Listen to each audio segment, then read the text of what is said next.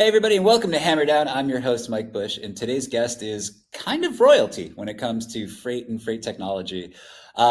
He is the number one reporter in the space when it comes to institutional knowledge, when it comes to been there, done that. And my favorite thing about reading his work is that he's got this great view of things that have happened in the past, and he's able to weave the narrative to say, this isn't new. We've been there, we've done that. He's going to be on the stage at TPM coming up very soon. Please welcome to the show, Eric Johnson.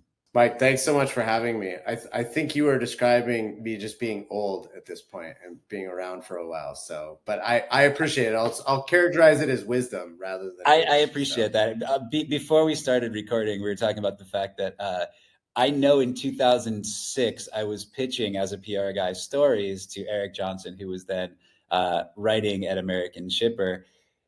Eric, without calling you old and sticking to the wisdom theme here, man, you have been covering this space for a long time. What got you into it? So it just dawned on me last year. I was writing a post, sort of thinking about how long I've been in the space, and it's been 20 years actually that I've been reporting on logistics.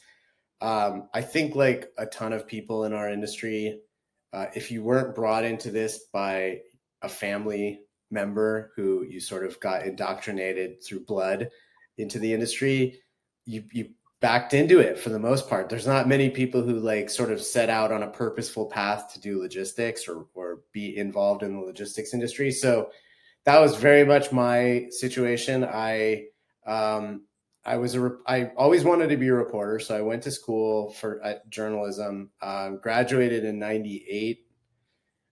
Worked for about 4 years at a local newspaper in Southern California, just doing kind of general reporting, and got a chance to rotate onto the business desk one day for like 3 months and loved it. Had no idea I would love it. Never in a million years thought I was going to be interested in business reporting. But I also realized I had no background in it. So I went back to grad school to get a business degree. I went to Europe, actually, canceled two birds with one stone. I always wanted to study in Europe and live there for a year. And I managed to get a degree while I was in between having a little bit too much fun over there. But when I came back, there was an opportunity at another newspaper in LA, a paper called the Long Beach Press Telegram, covering the ports of LA and Long Beach. Had no idea anything about ports, anything about shipping, anything about global logistics, other than the little bit I learned in my business school. And but thrown in the deep end and loved it straight away. Like really gravitated toward it. And then 2 years later, I as you mentioned, I got hired by American Shipper. So then that's like a different, when you're in a trade publication, you're just like in it, living it. People are giving you people who actually know what they're talking about and do this job and understand it to like an 10 degrees better than you ever can as a writer are giving you comments on it. It's very different than writing about it for like a general audience that may not know any more than you do. In fact, they probably know less. So once I got past that kind of hurdle, it was like, and people started saying, okay, he at least doesn't sound like a complete idiot when he's writing. The things that I loved about it initially just took hold that much more. So yeah, I mean, it was really like a thing of circumstance that there just happened to be an opening covering the ports of LA and Long Beach as opposed to like the Chamber of Commerce or, you know, some other part of the economy there. I love it, man, and I think you're right. My working estimation is that 90% of the people are either in because of legacy or they're in because they fell into it. Nobody wakes up and says, "I want to go work in logistics," and that's really the purpose of this podcast is to try to change that Yeah. and show cool people. Maybe it's changed. Maybe I think now it's probably got to be higher percentage than it was when we were getting into the I'd like to industry. think so. You hope so. So, all right, if I fast forward a little bit, you've been with Journal of Commerce for how long? Going on 6 years. It'll be 6 years in April. So it's moved fast. And you were the first reporter I really saw focused on the logistics technology space. It was a cool way to differentiate yourself. I imagine as a reporter, it must have been a nightmare because, you know, PR people like me would log into our database and see, hey, there's a tech reporter. Let me go ping him with anything having to do with it. So we probably pitched you stuff about ad tech. We probably pitched you stuff about any number of completely irrelevant things. Hey, this IPO is happening, all that. But what made you choose logistics technology as a differentiator? So again, another example of like sort of falling backward into a very fortuitous situation. So 08, 09, I'm at American Shipper. I'm writing primarily about container shipping. I was in Asia at the time, living in Asia at the time, writing remotely. So I was writing a little bit about 3PLs and like on the ground stuff at Origin in Asia. 08, 09 hits, global financial crisis, existential, like way worse than COVID in terms of for most businesses, like existential stuff like, are we going to be able to keep people? Are we going to be able to be a business going forward? One of the manifestations of that was the container lines that sort of supported publications like American Shipper with full page ads in physical physical magazines. They cut marketing, they cut ad spend like overnight,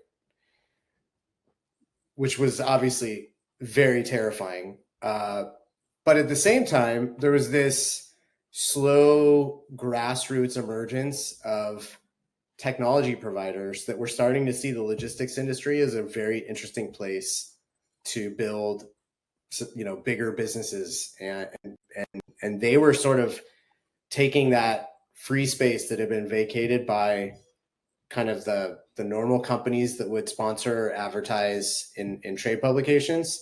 So you started to see ads from like SAP and Oracle and a few technology providers that came up during the dot-com boom that had gotten some, you know, market entrenchment, and they were very eager to be seen in front of that audience. Mm-hmm. So the publisher at the time was like, you know, we write about tech, but we write about it like we have it on our editorial calendar, or we write about it in a very ad hoc way. Oh, I happen to have a conversation with this person. Let's write about some technology that they offer. So we went from that, and he said at the time, you know, I think we just need a full-time person writing about tech like every month, every day, basically. And he said, Eric, I think you'd be the best person to do this. And I was like, you got the wrong guy. It was like, we need the Shaggy video. It wasn't me.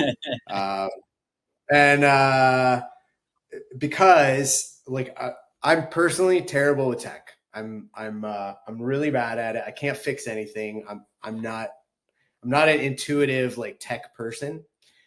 So, but he said, A, there was no one else to do it, and B, we sort of landed on this is actually an opportunity. And over time, it actually was correct that the industry needed someone who could kind of like be the bridge between the vendors that like to speak in aspirational, jargon heavy kind of approaches to what they do, to the reality of people who are struggling just like me to sort of like understand what a solution actually is for, how it works, how to get trained, what adoption really means. So it ended up being like actually a pretty good fit. And that was probably 2010, I'm guessing. So yeah, it's been like 13, 14 years now, just since I've been focusing on tech. And it's been just as great as when I first got into logistics. Awesome. Very cool. So in a previous episode, Bart DeMonk, who was a Gartner analyst, came on, and one of my favorite things to ask Gartner analysts and folks are, you know, what are the predictions that you saw and were really proud of, or what are the trends that you were able to predict and jump on and kind of be in front of? And, you know, I mean, your body of work speaks for itself, of course, but what are the things that you feel like you were really kind of on the cutting edge in terms of breaking the stories or sharing something that the industry hadn't seen yet? Okay. So I'm going to kind of waffle a little bit on your question, actually. I typically am a little shy when it comes to making predictions and like saying what's next. I get asked not a lot, but a fair amount. And I always feel like I don't know well enough to like actually make a good enough prediction, and B, I also kind of feel like it's not really my role to predict what's next. I actually see my role as helping people understand sort of the ball as it lies, to use like a golf term, right? Like you're in a game. How do you play the game that exists, not one that might exist in the future, right? So I think if I look back on my career, what I'm probably most happy about or most proud of is if I was able to help people understand how to invest or not to invest in a technology that they were struggling with that decision, all the way from like, do I even have a framework to make a decision, all the way to I know exactly what we need. Now I know a little bit better what course I should have taken, because I think the sort of underlying reality, especially over the last decade, I would say, is just confusion more than anything else. Just so many different options on the market, which is good in its own way, but it's also really confusing. So I consciously try not to get involved in the like what's next, what's going to be. I mean, I've written about it. I've done things like this. I get asked even internally, like, hey, what's what is going to be the technology trend in 24? And I try to like waffle my way out of that answer, because I really feel like there's so much work to be done to help people understand where things are now before I even go into like where the puck is going to be in 5 years, that I'd rather let people who are a lot smarter than me and a lot like more, well, I just mean like, not that I'm not smart, but like they're smarter in a very specific way that I'm not. Like I'm by definition, I'm a bit more of a generalist because I'm covering a huge range of software categories, domestic, international, bunch of different processes for shippers, forwarders, carriers, brokers, right? Like, so I'm never going to have the granular understanding of what's moving a very specific thing, like someone who's only focused on that. Okay. So shifting gears slightly, and due respect to folks at Manifest, due respect to the folks at FreightWaves, there are a ton of events out there that deserve lots of credit. When it comes right down to it, TPM is sort of the granddaddy of them all. And we're coming up on the TPM event here in LA Long Beach. What are the things you're most excited about for this year's TPM conference? Well, I mean, excited, nervous, anxious about incorporating TPM tech into TPM this year. For those who don't know, I've sort of led 4 different incarnations of like standalone technology events put on by the Journal of Commerce. There were 2 in Las Vegas called LogTech in 2018 and 2019. Then we were going to start one in 2020 that was incorporated in TPM. And of course, we didn't get to do that. So then we had a year and a half, 2 years to try to rethink like what we were going to do. So the last 2 years we did TPM Tech as a standalone event right before TPM, which was successful in its own way, but it was also like exhausting for everybody involved. And so we made the decision earlier this year to go, let's try incorporating TPM Tech within TPM. Positives are, we get access to the full like roster of TPM attendees, of which there's going to be, more than 3,500 and a ton of shippers. So we have the potential to draw those people, some of whom may not have gone to a standalone tech event. We have the potential to draw them into the tech sort of atmosphere because, they don't have to pay for a separate ticket. They don't have to set aside 3 extra days. I'm really excited about that. I'm excited about kind of really focusing on process-oriented sessions as opposed to just there's a lot of like abstract notions that are the basis for panels around technology and logistics. Like you need to digitize and you need to go on a digital transformation journey and you need to automate this and automate that. And it's like, you walk out of the session and you're like, I don't even understand what they were even trying to say. Like it sounded interesting, but then did I even take anything from it? So I'm super focused, as I usually am, but I think especially this year, on sessions around very specific processes that everybody has to engage in, and like how technology impacts those processes. So that's me personally. There's also a ton of cool sessions that I have nothing to do with that I'm super excited about. We have the head of the US DOT Flow Initiative who's talking, and just kind of helping shippers understand like where that project is. It's actually totally worth exploring, because they're doing some very interesting work.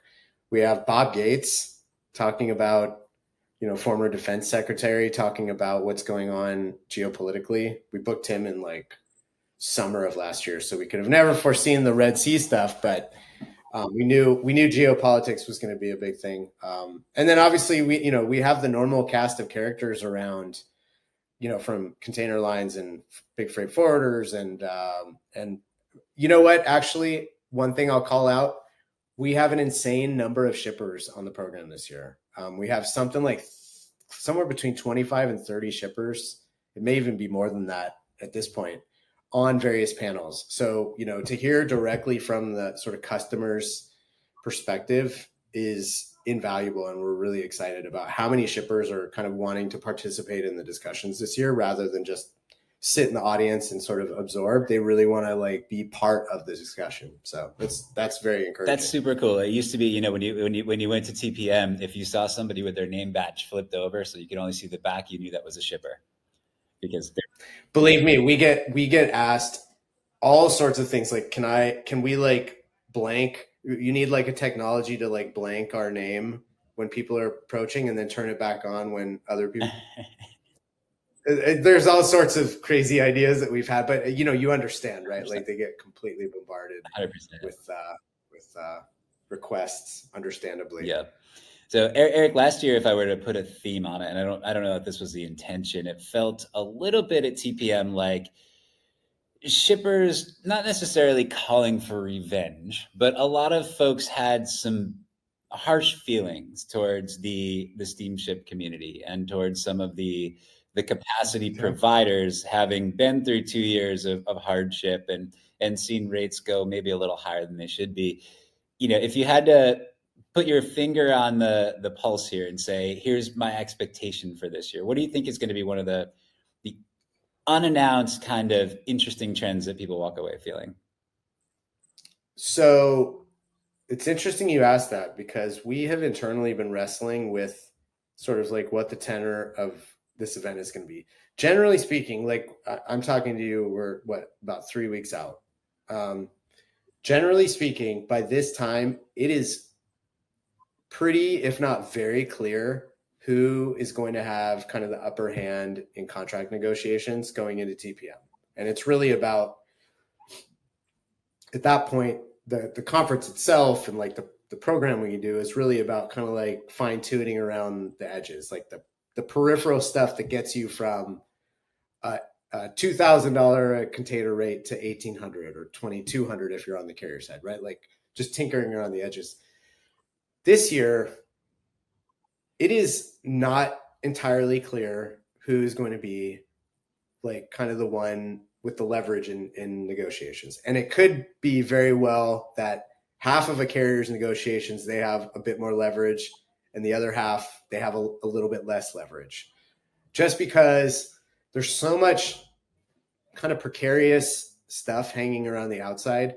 Like the Red Sea stuff is going on, which in a vacuum wouldn't seem to have any impact on the TP, but nothing exists in a vacuum. Right. The Panama Canal, very sort of unclear about like which way that breaks in terms of the amount of transits that are allowed, given the water levels there. ILA on the East Coast, we don't know how much that's going to kind of compel shippers to move stuff back to the West Coast. So there could be a scenario. There's like 10 different scenarios, right? All the way from all of these things settle way down by the time, April hits and it's totally a shipper's market, all the way to the flip, which is water levels are at a all-time low on the Panama Canal. The Suez blows up even more, aggravates into like a Eastern Hemisphere kind of war zone. ILA starts agitating, and the West Coast just gets completely crammed with volume on the pure like kind of East Asia, US West Coast TP kind of lanes. That seems very far-fetched that all of that would break at the same time, but there's some, as with everything, it's probably some permutation in the middle, Right.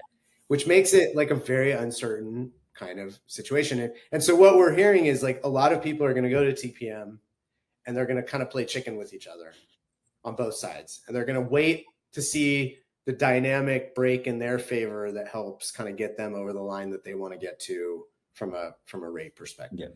So my answer is like, the theme is like everyone kind of like in limbo right now until we see which way some of these things break. Eric, you've been a flag bearer in the industry for quite a long time. What is the best way for a startup that's just getting started to like get in front of you and to approach you?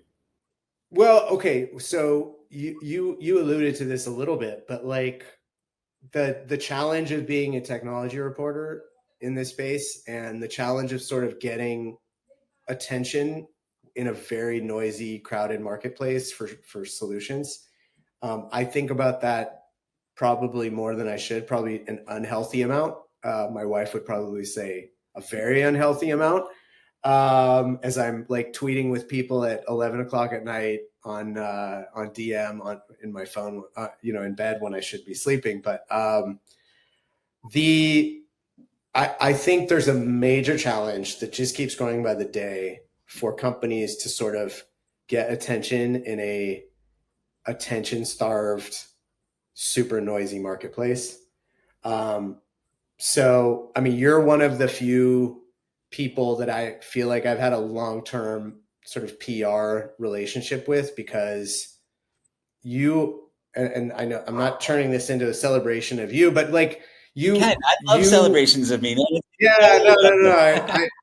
Let's point out the things that you do well so other people can maybe learn a bit. Is you definitely take the time to understand like where I come from coverage wise, what matters to my readers, what matters to our publication, my process, all that stuff. Like you and I have had a million conversations, and that doesn't translate into you getting an unfair coverage advantage. In fact, you probably want more coverage from me than I've given, but you never hold it against me when I don't write something about a company you work for. And so, I mean, I do think people who are in the position of wanting attention around something they're doing would be served in sort of like understanding how I work and understanding how other people who cover the logistics technology space work. Some are like way more prolific than I am at this point. Some are less prolific than I am. Some have different reader sets than I do. And so they're going to be attracted to a different type of story or a different type of company than I will. So it's really about like not just carpet bombing the media, but rather like really being very tactical and surgical with how you create relationships with individual people, because that's going to get you so much farther than just sending the same message to every single person. So Eric, the final question I ask everybody that joins the show is, if you were giving advice to a soon-to-be, a recent, just happened college grad who's thinking about considering this industry, what advice would you give them? Well, so like I'll first answer that by saying the intersection between my two industries, which is journalism and logistics, has been a godsend for me. Like for being able to focus on a particular industry, especially one as vibrant as logistics, has been amazing and has basically allowed me to have a successful career where I might, different choices might have not allowed that to happen. So I think there's a lesson in there about that's not logistics specific, that if you focus on a niche early as early as you can, as early as you feel comfortable, and you find that niche interesting, that can be a huge path to being like successful and stable in journalism, where like virtually all other parts of journalism are not stable at all. So that's one. On the logistics side of things, I can't think of many industries that touch two areas that logistics is fantastic at and that I truly appreciate, which is, one is, unless you're in sales or unless you're in some sort of like partnership role in some other industry, it's pretty rare that you actually interact with people outside of your company, right? Like most people go to work and they just end up talking to 10 to 15 to 30 people inside their own company, which is fine. There's nothing wrong with that. But you get kind of like this homogenous world where it's only about what your company is doing. Whereas logistics, and it's not just me because I'm a reporter, but logistics is all about like reaching out to other organizations to get stuff from a long way off to where it's destined, right? So that's, to me, super interesting because you get to see not just how your company works, but you get a little window into how other companies work. And sometimes that's like, oh, I would love to work for that other company. Or sometimes it's like, man, that place is a S show. I'm so glad we are not so dysfunctional internally, but it's still fun to like interact, right? And the other aspect is just how international it is. Like if you're someone who enjoys learning about other cultures and not just like, like you get to do when you travel for pleasure, but, learn how other business, how business works in other regions. If you like get to like work on teams that sometimes have 8 different nationalities, right? Like, I mean, you had mentioned Manifest earlier in the show. I was just there and I did 3 sessions, and I think I counted, I was on sessions with 10 other people, and 9 of them were from 9 different countries. There was only 1 other American on any of my panels. Everybody else was from, 9 different countries. Like, that's awesome. Like, if that's something that you find interesting, this is like an amazing industry to be involved in. Eric Johnson, thank you so much for being guest on Hammer Down. Appreciate you, brother. Oh, absolutely, Mike. Really enjoyed it.